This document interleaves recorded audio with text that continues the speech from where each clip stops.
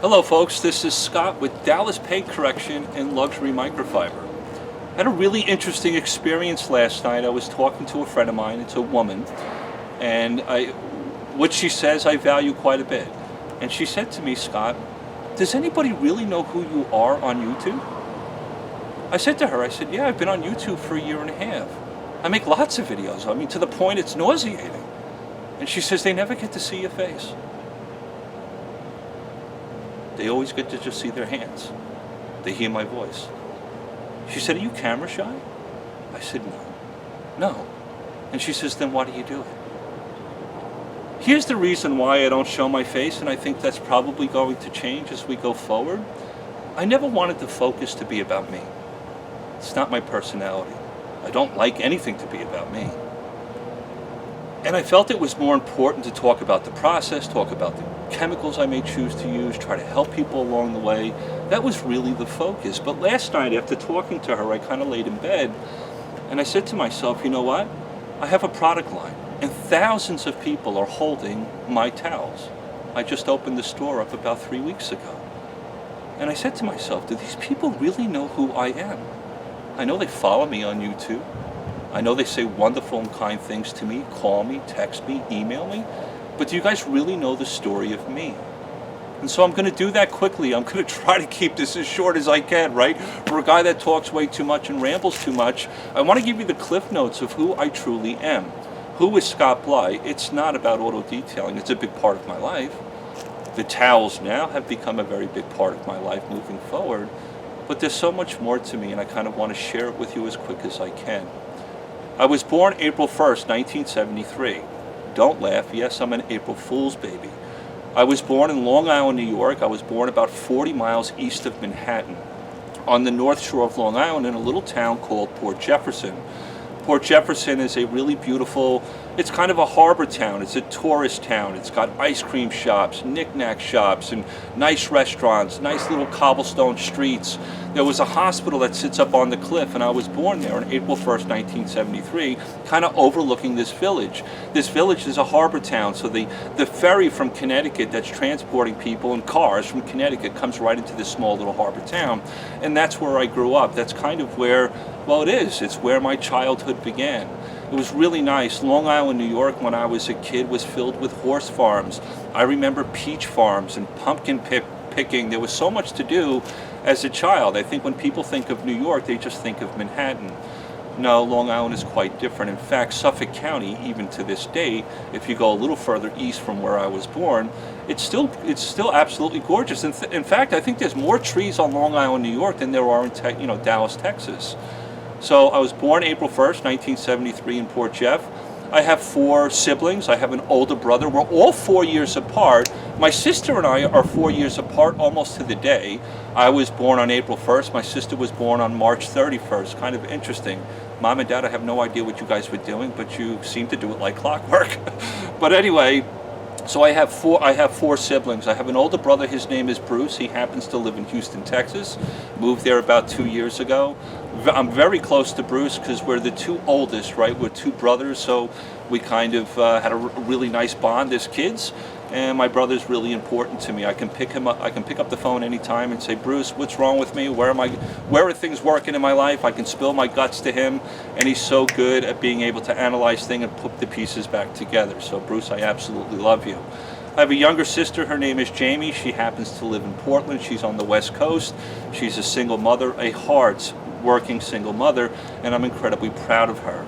I have a younger brother, Josh, that I don't really, of course, he's my brother. I love him. I have a strong bond with him from a brother perspective, but I don't really know my brother all that much because by the time I was 17, I had moved out of the house. My younger brother was still kind of in junior high school, and I never really got to see him grow up in the home during those formidable years. But he's close to me, and he travels all over the world. He's a musician, does all sorts of great stuff, so we're proud of him as well. My childhood was like any other childhood, although there were difficult times. There was violence in the home. I'll be very, very honest with you. My mother is a rock. She's the one who kept everything together. She was the one who nurtured us. She was the one who loved us, like any mother would do. My father was very difficult. My father was a Vietnam vet filled with rage.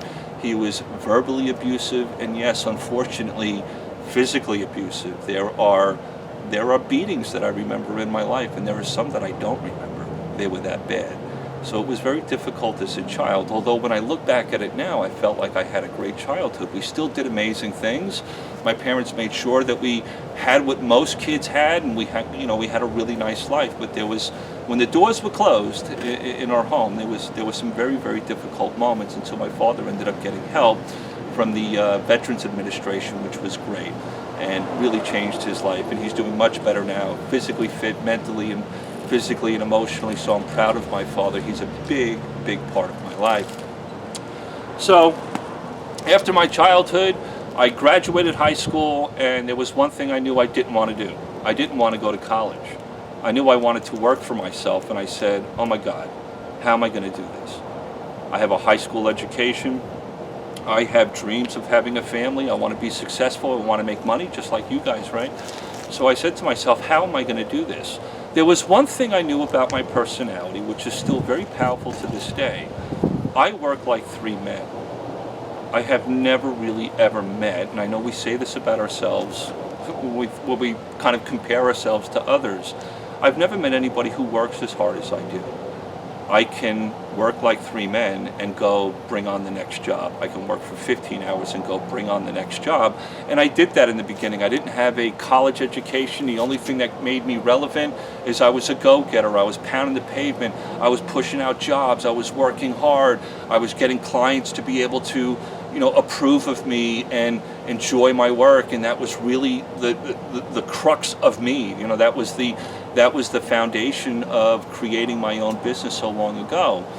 I ended up marrying a high school sweetheart, I guess you can call her. I was 20 years old, she was 18. Absolutely gorgeous woman. We were together for about 10 years, but we married too young. And it was very interesting because, sorry, I thought I heard neighbor yelling down there. We were married for about 10 years, and then I wanted a divorce. And I know that sounds horrible. Nobody had committed any crime within this relationship, but I wanted out. And I'll tell you why I wanted out. I had a childhood that had its good moments, its bad moments, and then I got married very young, right out of, basically kind of out of high school. I never spent any time alone with me. I never really just sat in front of the mirror, if you will, and said, who is Scott? We know he works hard. We know he's successful. We know he has a wife, but who is he really? Those were the questions I was asking myself, and I had no answer. I didn't really know who I truly was.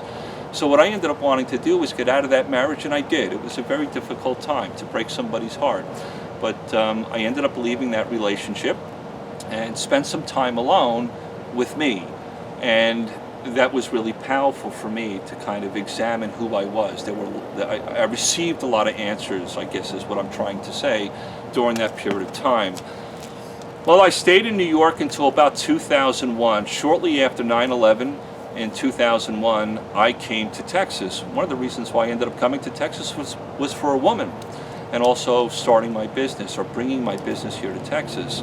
It was successful right from day one. I had a lot of experience. I was a go-getter.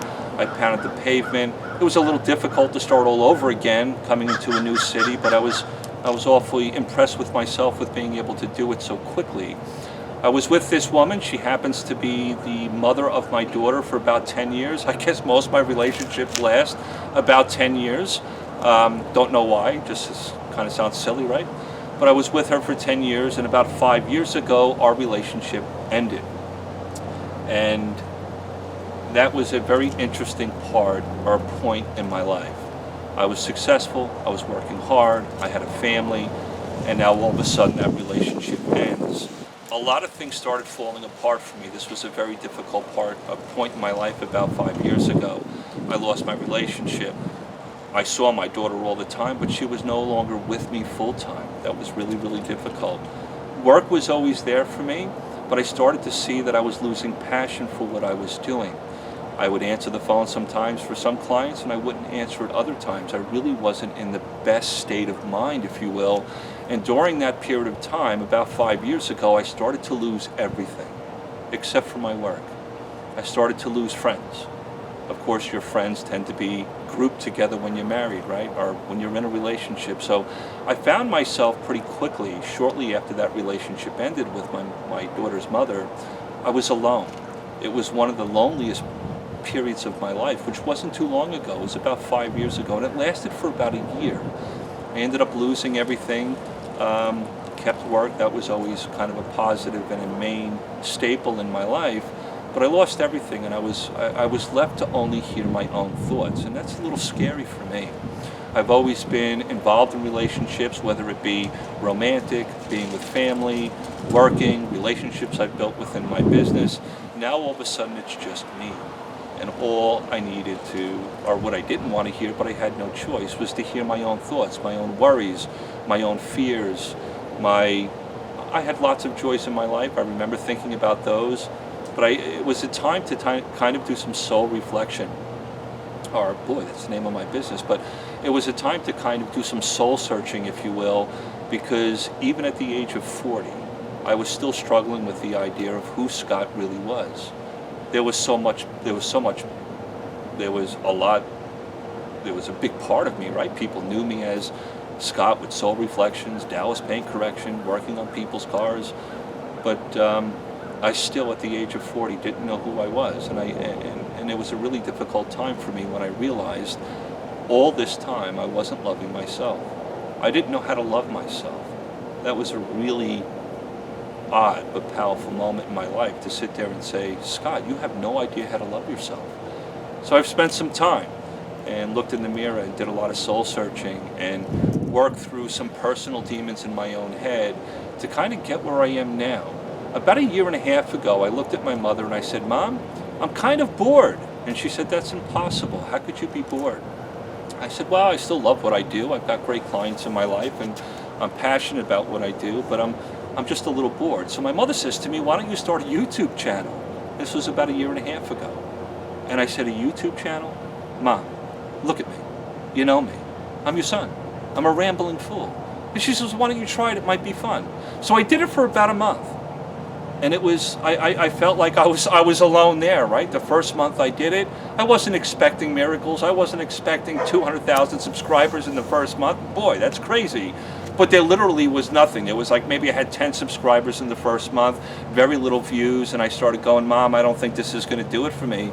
My mother said to me, do it for one more week. Just do it for me, sweetheart. Do it for one more week. I said, okay, I'll try it for one more week. Then after that, I'm out. Well, it was funny. About 5 days into that week, I woke up one morning and I saw 3,500 subscribers just pop up on my channel overnight. And I said, what is this? There's got to be something wrong. I think YouTube's wrong. I was looking at my creator studio going, what's going on here? Where are these people coming from? And it was really amazing. From that moment on, I started to enjoy being on YouTube. I started enjoying building relationships with a lot of you who call me, text me, email me, we talk about business, we talk about family. It's been a really amazing experience. But the big part of this video is now I've got a towel company. I've got people who are using my towels, thousands of people who have ordered these things. So I just wanted to share with you a little about who I am. No, I'm not camera shy. I don't mind being in front of the camera, but I think you guys have a right to know who I am, and I want to be more present to you, or more available to you. I want you to see more of me because I think that's important. The towels have my name, my reputation, everything about me is kind of wrapped up in that right now, and I'm so incredibly grateful to all of you who have ordered. And this video isn't about promoting the towel, it's just more about just letting you guys know that I'm here, who I am, what's my story up to this point. So I wanted to share it with you. I kind of hope that sheds a little bit more light. I know some of you probably checked out a long time ago. Some of you might have been interested about my life story. There's some other stuff in there that's in 1996, I'll tell you, I had a really bad physical issue. I actually had open heart surgery in 1996. I became really, really ill. I lost a tremendous amount of weight. I was sick for about 2.5, 3 months. By the time the doctors figured it out, I had to have a valve replacement. So I have a little mechanical heart valve, and I'm okay. I'm fine. It hasn't interfered with the way I enjoy my life now. I do take a blood thinner. I take Coumadin. That kind of keeps me alive. This little mechanical valve could throw off a blood clot, so I have to be on Coumadin. I've been on that blood thinner since 1996, since April 23rd, 1996, and everything's fine, everything's good. It hasn't interfered with my ability to be able to work, hustle, work hard, creating a towel line, being available to all of you. I feel great, everything's wonderful, and I'm grateful for those doctors who saved my life, and I'm grateful for all of you who are in my life in a kind of an odd way, right through YouTube and buying my towels and getting a chance to talk to you on the phone. I love you all. I just wanted to share that with you. Where are we? Oh my God, this is an 11-minute video. It could be longer. I can't see from this far from the camera. But that's me. That's who I am, and going forward, I want to make myself a little bit more available. I guess you're going to have to look at my ugly mug sometimes. I think it's only fair that if I tell you something that I'm very passionate about, something that I have created, I think it's fair that you see my face, because I have great joy in what I'm doing. I'm incredibly excited about the future. I want to make products that actually work, that people actually enjoy, and we'll go from there, okay? I love you all. Thanks for, if you sat through this, 2 thumbs up to you. But I wanted to share a little bit about me. I wish I could know more about all of you, but here we are. I'm not just a talking hands. I'm not just a auto detailer or a towel seller. I'm human. I've had some ups and downs, and I love you all. Talk to you soon.